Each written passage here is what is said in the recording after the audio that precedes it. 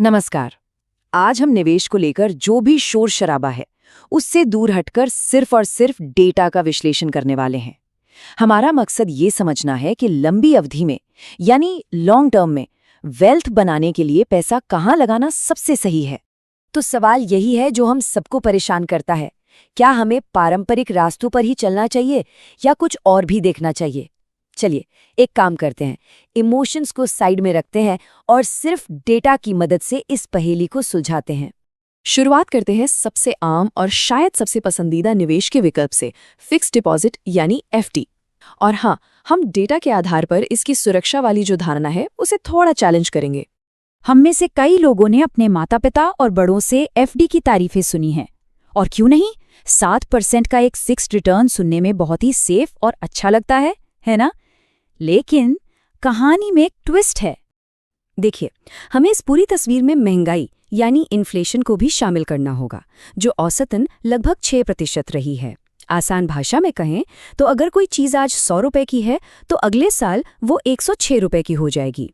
तो आपका जो 7% का रिटर्न है वो असल में उतना नहीं है जितना दिख रहा है। तो अगर महंगाई को एडजस्ट करें तो असली फायदा सिर्फ 1% का बचता है। और रुकिए, ये तो टैक्स लगने से पहले की कहानी है। जी हाँ, एफडी से जो भी ब्याज मिलता है उस पर इनकम टैक्स स्लैब के हिसाब से टैक्स लगता है। तो अगर कोई 30% वाले टैक्स ब्रैकेट में है तो उसका रियल रिटर्न असल में नेगेटिव हो जाता है। मतलब जो निवेश पैसा सुरक्षित रखने के लिए था वो असल में समय के साथ आपकी खरीदने की ताकत को कम कर रहा है। ये एक चौंकाने वाली सच्चाई है। अगर लक्ष्य सिर्फ पैसे को सुरक्षित रखना ही है तो बॉन्ड्स एक ज्यादा टैक्स एफिशिएंट विकल्प हो सकते हैं। टैक्स एफिशिएंट का सीधा मतलब है कि आपको अपने मुनाफे पर कम टैक्स देना पड़ता है। इससे हाथ में ज्यादा पैसा बचता है और लंबी अवधि में ये एक बड़ा फर्क पैदा कर सकता है। चलिए अब बात करते हैं उस निवेश की जिसका सपना कई भारतीय देखते हैं, एक अपनी प्रॉपर्टी। लेकिन क्या प्रॉपर्टी सच में सबसे अच्छा निवेश है? आइए डेटा देखते हैं। ये सुनने में बहुत कठोर लग सकता है, लेकिन ये एक विशेषज्ञ की राय है जो पूरी तरह आंकड़ों पर आधारित है। तो चलिए इस बयान के पीछे का जो गणित है उसे समझते हैं। आमतौर पर एक प्रॉपर्टी की कीमत में लंबी अवधि में लगभग 6.5% की सालाना बढ़ोतरी होती है। फिर किराए से भी आमदनी होती है। लेकिन यहाँ ध्यान देने वाली बात है नेट रेंटल यील्ड, मतलब वो पैसा जो आपको मेंटेनेंस, प्रॉपर्टी टैक्स और दूसरे सभी खर्चे काटने के बाद मिलता है, जो अक्सर 2% के आसपास ही होता है। तो जब हम सब कुछ जोड़ते हैं तो रिटर्न 7 से 8% के दायरे में आता है, जो लगभग एफडी जितना ही है।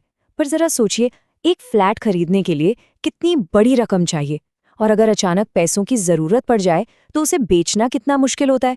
महीनों या कभी-कभी साल भी लग जाते हैं। यही इसकी सबसे बड़ी कमी है। हमारा अगला पड़ाव है सोना। इसे हमेशा से ही एक सेफ और भरोसेमंद निवेश माना जाता रहा है।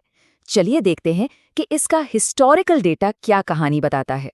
1980 से सोने ने लगभग 9.9% का कंपाउंड एनुअल ग्रोथ रेट यानी सीएजीआर दिया है। सीएजीआर का मतलब है कि औसतन हर साल आपका पैसा इस दर से बढ़ा है अगर मुनाफे को भी दोबारा निवेश किया जाए तो। ये एक सॉलिड परफॉर्मेंस है, लेकिन ये कोई असाधारण रिटर्न नहीं है। हाँ, महंगाई से बचाने में ये जरूर मदद कर सकता है। और अब आखिर में हम शेयर बाजार का विश्लेषण करेंगे।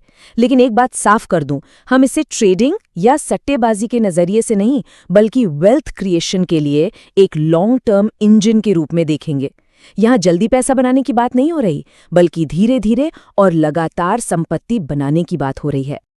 ये सेंसेक्स की यात्रा है, जो भारत की 30 सबसे बड़ी और स्थापित कंपनियों का एक इंडेक्स है। 1979 में 100 पॉइंट से शुरू होकर आज ये कहाँ पहुँच गया है, ये अपने आप में लंबी अवधि में भारतीय अर्थव्यवस्था की ग्रोथ की कहानी कहता है। इसे सरल शब्दों में समझते हैं। जब कोई सेंसेक्स में निवेश करता है तो वो किसी एक कंपनी पर दांव नहीं लगा रहा होता। वो असल में भारत की अर्थव्यवस्था की सामूहिक सफलता पर, उसकी ग्रोथ पर दांव लगा रहा होता है। चलिए अब इन सभी रिटर्न्स को एक ही पैमाने पर रखकर देखते हैं। अगर किसी ने 1980 में सोने में 1 लाख रुपए लगाए होते तो आज उसकी कीमत लगभग 1 करोड़ रुपए होती। ये एक बहुत प्रभावशाली आंकड़ा है, इसमें कोई शक नहीं।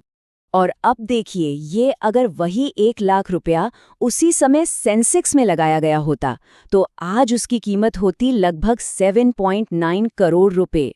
सोचिए, लगभग 8 गुना ज्यादा। ये डेटा लंबी अवधि में इक्विटी की ताकत को बहुत साफ तरीके से दिखाता है। तो ये सारा डेटा हमें क्या बताता है? और सबसे ज़रूरी सवाल, इस जानकारी का इस्तेमाल कोई भी जिम्मेदारी से कैसे कर सकता है?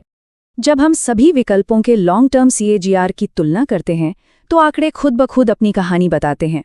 शेयर बाजार ने 15.6% की दर से रिटर्न देकर बाकी सभी विकल्पों को बहुत पीछे छोड़ दिया है और ये सबसे शक्तिशाली वेल्थ क्रिएटर साबित हुआ है।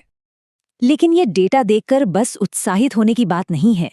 ये एक अनुशासित यानी डिसिप्लिन्ड प्रोसेस के जरिए वेल्थ बनाने के बारे में है।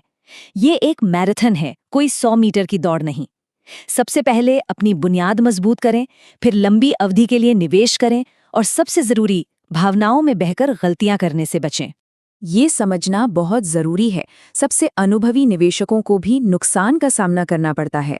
बाजार ऊपर और नीचे जाएगा ही। सफलता इस बात से नहीं मिलती कि कोई हमेशा सही हो, बल्कि इस बात से मिलती है कि वो अपनी योजना पर टिका रहे और घबराहट में कोई फैसला न ले।